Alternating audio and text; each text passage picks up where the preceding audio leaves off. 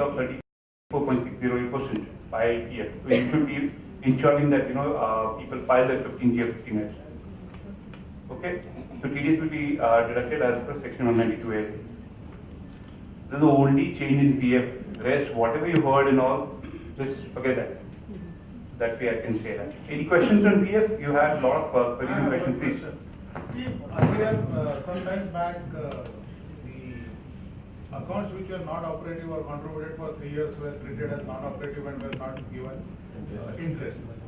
When they changed the law that the PF cannot be withdrawn, employer contribution cannot be withdrawn before 58, they also proposed to change the provision about non-operative accounts, and they said that every account, whether it is operative or not, will get that. Now that the amendment of not allowing withdrawal before 58 has been changed, is the non-operative change in non-operative account still valid or it is not notified? Okay, so non-operative account, since if you complete 3 years and more than that, and it becomes non-operative, you will not earn interest in that. You can definitely withdraw even after 10 years, 15 years, but your interest will only get up to 3 years. That's what non-operative account is. If the status is status quo, I mean the right now it is status quo, it will not change. Lot of developments, PF, the government wanted to bring out, but now it's very acceptable. 2 times they have rolled back the decisions now. So though they propose to change, but it's not yet changed. So just the information. Any other questions? Yes, please. PF withdrawal is generally done after 2 months of employee leaving the organization. PF withdrawal. But what are the cases in which employees can withdraw PF within 2 months? There are special cases. The only case is. The question here was the PF withdrawal is allowed only after a gap of 60 days at the end of employment. Are there any circumstances wherein PF withdrawal is allowed before end of expiry of 60 days? Right? First of all, if he migrates, you want to, sir, you want to answer? Moving out of India. Can you just, if you want to answer, I mean, I don't mind. Okay. Moving out of India permanently. But on passport and visa, it should be clearly mentioned that that particular member is moving out of India permanently. It's called for good. There is a RBI rubber stamp on passport mentioning for good. That is permanently. The other way you can withdraw PF is, of course, if you become 58 years and you have 1 month you left and you are already in a retirement age, then you can withdraw. Or you have really a total incapacity to work, okay, still you can withdraw within 2 months on medical grounds. Yeah, but for getting medical certificate of total incapacity will take more than 1 month. I don't want to comment on How will you fill up in that case? which for the total incapacity. You For need, any of these reasons, let's say you withdraw within. no, so you need to fill up form 19 only. Same. Form, and there are reasons written down. 19 is for PF and 10C is for pension. Yes. I think PF authorities recently PF authorities are referring to their internal circular which has come from Delhi office. This says that in order to avoid the PF contribution, if employer is reducing the basic and giving other allowances more, those should be captured and we should ask them to give the PF on that.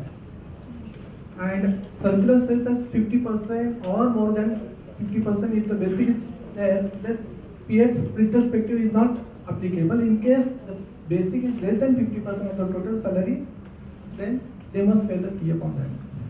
What is the stake on this? So long as the internal notification, and the circular, actually it's circular, I correct my words, it's not notification, circular. It was a directive by the Central PF Committee to all ACPF to basically go and survey, and that was just a 1 month in I think August, just to survey the companies paying less than 50%. See, they collect data, they want data. Internal circulars don't treat as amendments or notifications and then get hassled about it. It's just for internal. If it is written to all APFC and CPFC, not concerned about it. Unless until it's a gazette notification, then it's issue. So they may see. So this, I'll just tell you. So they were collecting data. So you, PF officers may come and say, this is just a collection of data, just to tell you. As for PF Act, very well know, there is no provision to have minimum 50% now. There is no amendment at all. There is no notification now. Okay. So PF Act doesn't define what percentage of basic should be. It was a mere exercise, and that only was for 1 month. I'm sure when people, but PF officers would take that circle and come to you, tomorrow 50% again. So that you need to be smart enough to answer those questions and everything, because you know. But if you don't know, you know whom to come. One more thing, are we revisiting the earlier provisions? Way back in 80s, I remember withdrawal was very clear. If you are withdrawing within 5 years, only 25% of the employer's shares you would get. If it is within 10 years, it was 50%. Are we coming back to the same era again now? That was in 75, 80 and... Let's not discuss that. See, I'll tell you. Are we coming back to No, the no, same so we are not coming back. That kind of question we can take at the end of the Yeah, you can do that. session. So, At the end of the presentation. Any other questions on PF quickly? Sir, can you tell us something about partial PF withdrawals? For what reasons those are given, and if those are, then what are the It's reasons? again, so it's again a personal question, so I'll address this later. Yeah, Let's stick to. these are simple provisions of law which are very clear. And as you said, if you visit his website, probably you will get answer. You get the answer, and that's where. So anything related to notification, you please feel to ask. Anything outside notification, we can always have it at a later session. Okay, so let me then PF. The new, there are 44 labor laws are now being basically combined into 4 codes.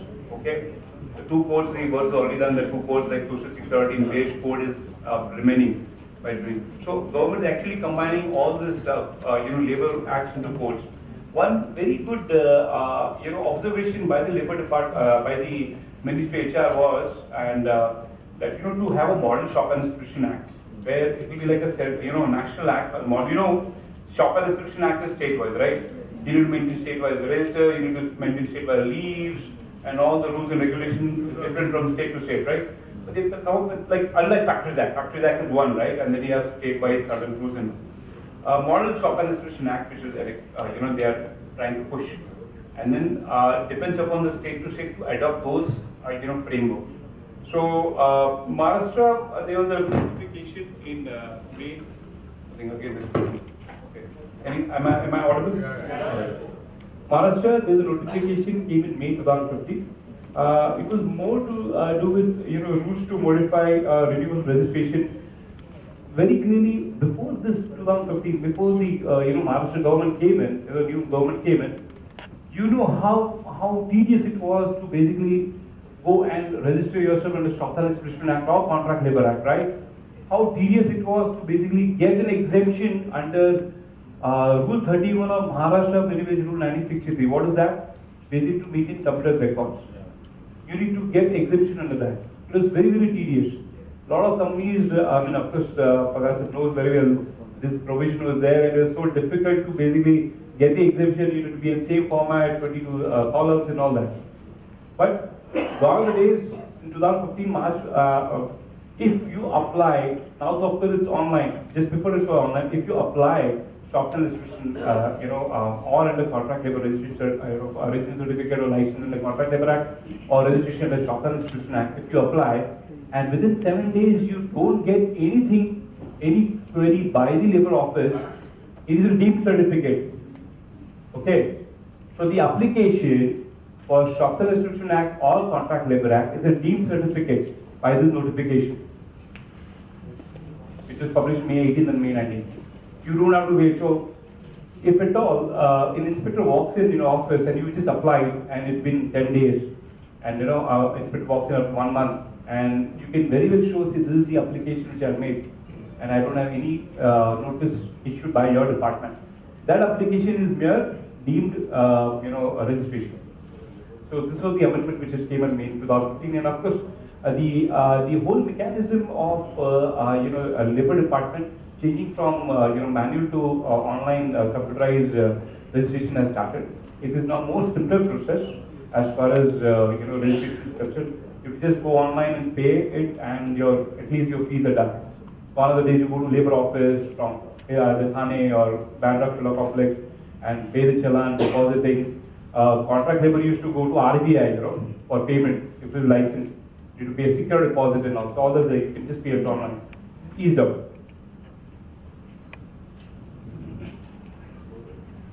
Addition to the scheduled session, in March 2015, one more notification had come, whereby it was more beneficial to the shops, not the establishment, but the shops.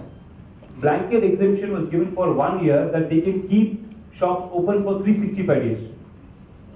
Anyone having, like, they are into retail or shops, I have planned to, anyone having a retail or shop, they are from retail, you can actually keep 365 days. Otherwise, that is under section 18, you had to get for permission. It was such a big thing. Go to, Ministry of Labor, not even Labor Office, but Ministry of Labor to get permission to keep your shops open for 365 days. So now that is open and you can really work up to 10 p.m. So earlier it was 8:30, 8:30, and the females can work up to 9:30 p.m. So earlier it was 9 p.m. Now it will become 12 p.m. So then malls and everything, they can work 365 days without hassle. But this is valid for 1 year. I'm sure that the next year the notification would again be valid.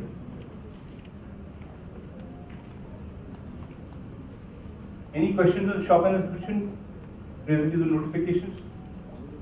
Hope I'm not going too fast. I'm in understanding. Okay. Next is under there was a change under contract labor rules. So the change was basically to do with the license fees and registration fees. The secure deposit was raised from 100 to 500 rupees. Even license fees and everything was raised to 5,000.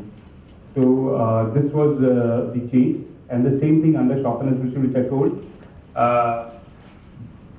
Same thing which is under shop and inspection told, and the Contract Labor Act as well. Within 7 days working, if you don't get, it is deemed registration. Okay, so this is a change which happened in June 2015. Anyone from manufacturing setup here? Yeah, quite a few, right? Great. So there are certain, changes in manufacturing setup as well. Anyone knowing about Form 27A you need to file on a monthly basis, which came in 2012? Anyone knowing that? I didn't hear that. Okay, so Form 27A came in 2012 that you need to file a return. That is the Rule 119 subsection 2. You need to file return on Form 27A. I don't know what the return was said, because Form 27 you always file on an annual basis, right? Then they started on monthly basis, and then I don't know what happened, the government stopped it. So it is stopped now. Okay? I think the March is stopped. Hello? Okay, can you? Okay, sorry. So now it is stopped. So there's a new notification came in June 2015 where this thing has been revoked. Okay. So then the 119, if you see the new Factories Act books and the Maharashtra Factory Rules, this 119 subsection 2 is totally deleted. So you don't have to now file Form 27A. Other changes in December 2015. There were major changes. In fact, it stresses in 5 points. One is improved safety of workers, doubling the hours, doubling the provision from overtime from 50 hours to 100 hours, and in some cases, hazardous reason that you have 75 hours, that was raised to 125 hours. Increasing penalty of the violation of the Act. Relaxing the norm for women to work. Earlier, women under Factories Act were not allowed to work beyond 7 p.m. So from 7 p.m. to 6 a.m. they were not allowed. So now they've relaxed the norms, and they say provided certain things are met, like you need to give safety to women, you need to have pick up and drop facility. You can allow women also to work at night, and also reducing you can say employees who are eligible for leave, that is 20 days for 1 day for every 20 days, reducing from 240 days to 90 days. Normally we give probation up to 6 months, right? And actually it is 8 months, 240 days typically. But you need to give leave, or you need to provide leave for the employer in the manufacturing setup from 91 day on, that is after completion of 3 months. So this is the new changes which happened. Okay, under Factories Act. Any questions on Factories Act? The changes? Does that mean that you have to give leave after 90 days if the person? Yes, so first 90 days, of course, you will have a LWP, right? Leave without pay. from the 91st day, you need to, whatever the credit is there, I believe. Financial year or accounting year? Yes, so you have to credit, so basically you're not, you're availing the leave. You're not giving leave encashment. There's no provision of leave encashment under Factories Act or Shop and Inspection. If you're giving leave encashment on a monthly, or quarterly, or year annual basis, it's totally wrong. There's no provision at all. Any question? So when they have extended the permission for women worker to work in the night, That's right. have they ring-fenced that with some preconditions? That's right. Yeah. So there are certain provisions where, the pickup and drop should happen and all, you need to take care of all those things. And then you can allow. Which is there, like, That's right.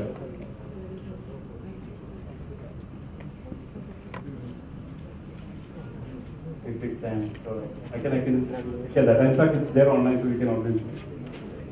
Any other questions on? Yeah. Any forward of leaves, in shop size is 48, this also is still continues or there is? It continues. See. No. So, carry forward leaves is under shop and institution is 42. 42. 42, huh? It's under 42. Yeah. Okay. Yes, please. Can you give the mic some last question? You need to maybe walk a mile. Sir, I have a question regarding overtime. So they have Please hold the mic closer. So regarding overtime, just can you elaborate overtime provision whatever has been amendment? There is no provision for overtime amendment. So what overtime? Maybe he's talking about hours.